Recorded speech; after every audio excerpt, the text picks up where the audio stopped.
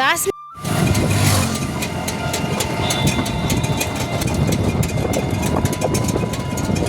আজকের ব্লগটা এখান থেকেই শুরু করলাম। এখন বাজে সকালেই 6:30 7টের মতো। বুনু প্যাকিং শুরু করেছে, আর যাচ্ছি আমরা বাড়ি।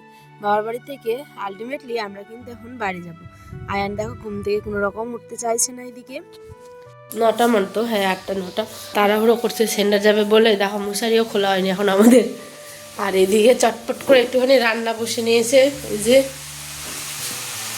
পেঁয়াজ কাটা লঙ্কা কাটা দিয়ে আর কি একটা বেগুন আলুর ভাজা, ভাত, সেমাই আছে এখানটায়, শাক, তরকারি আছে। তো তরকারিটা ছিল গো মা, তার মধ্যে কেটে গেছিলো বেশ কিছুটা সময়। আয়ান তো ঘুম থেকে উঠে পড়লো। মাছ বানিয়েছিল গতকালকে দুধ পিঠা, আমি একটুখানিও খাইনি। মা বলছে নিয়ে যা, আমি বলছি আমি এইসব কিচ্ছু নিয়ে যাবো না, আমাকে জাস্ট একটু মুখে দিদি হয়ে গেছে। তুমি নানু বাড়ি থেকে যাবে না বাবা? বাড়ি যাবে না, বাবার কাছে যাবে না মা? আব্বু আই শোনা, আই শোনাটা আমার। ওরে বাবা রে, ঘুমটা এখনো হয়নি গো। আচ্ছা শুয়ে থাকো শুয়ে থাকো, একটু মুখটা দেখাও। ওই যাবে না, ওই এখন থাকবে, ওই এখন ঘুমও করবে নানুর বাড়ি। তাহলে তুমি থাকো, আমি টাটা টাটা। তুমি যাবে? ওরে বাবা যাবে রে। ছেলে ঘুম থেকে উঠে, ঠিক আছে উঠো উঠো পড়ো। ছেলে ঘুম থেকে উঠে খুঁজে মা আমার গাড়ি কোথায়, নতুন গাড়ি তো সেই কারণেই। এদিকে ভাবলাম যে চলো একটুখানি সবজি ভাত আয়নকে খাইয়ে দিই, কিন্তু বিশ্বাস করবে না একটা গ্রাস খাওয়ার পরেই আর ওই একদমই কিন্তু খায়নি। আর আমাদের যেহেতু খাবার খেলে বমির প্রবলেম হয়ে যায়, সেই কারণে এই কারণেই আমরা খেতে পারি না, না খেয়ে আসতে হয় বাবা বাড়ি থেকে সকালবেলায়, ঠিক আছে। প্লাস বাসে উঠলে এই ভয়টা থাকে যে এই বুঝি বমি হয়ে যাবে, অনেকটা দূর তো, মাথা ঘুরে কেমন ভালো লাগে না। আমি একটা শাড়ি নিয়ে গেছিলাম, সেটাই পরেছি। এদিকে বোনও রেডি হলো, ওই আবার হস্টেলে আসছে। হ্যাঁ তালা লাগানোই আছে, কেউ যায়নি। নানু বলতে পাগল, ঠিক আছে। তো দেখো ওর নানির কাছ থেকে সঙ্গে সঙ্গে নানু কাছে চলে এসছে। আর আমি কিন্তু এক্সট্রা আমার 2টো ব্যাগ প্লাস নিজের একটা ব্যাগ প্লাস বুনুর একটা লাগেজ, সমস্ত কিছু নিয়ে বুনু যাচ্ছে হস্টেল, আর আমি যাচ্ছি আমার ব্যাগ নিয়ে শ্বশুর বাড়ি। তো প্রত্যেকটা মেয়ের জীবনেই এই জিনিসটা একটা অন্যরকমের দুঃখের আর কি, ঠিক আছে।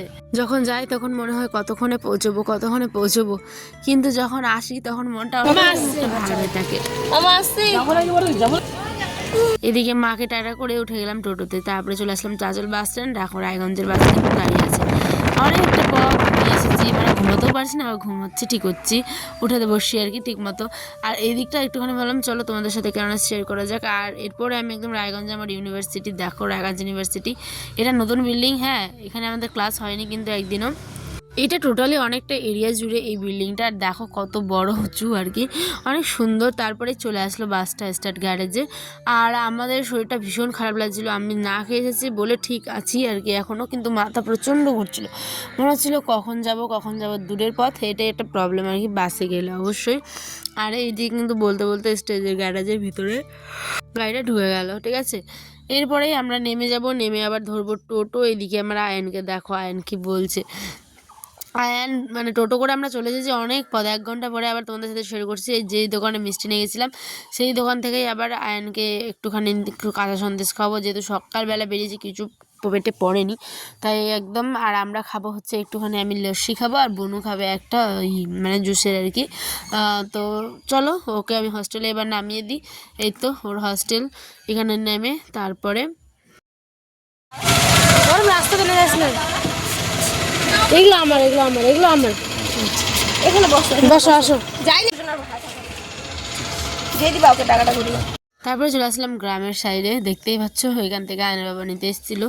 এখানে আমরা বাড়ি যাচ্ছি, আর ব্লগটা বেশি বড় করছি না একদমই, কারণ এখন অনেক অবস্থা খারাপ চারিদিকে আর কি, যা যা সব ঘটছে, মানুষ বড়ই বিচিত্র, আজ আছে কাল নেই। যাই হোক চলো, এটা অনেকদিন আগের ব্লগ ছিল তাই ভাবলাম চলো শেয়ার করে দিই। তারপরে মা দিয়েছিল মাংস, সেটাই গরম করে খাওয়া দাওয়া হয়েছিল। এদিকে বাবা ছেলে মিলে কত এনজয় করছে দেখো। যাই হোক চলো টাটা, আল্লাহ হাফেজ। নেক্সট ব্লগের জন্য ওয়েট করো। ভালো থেকো, সুস্থ থেকো, টাটা।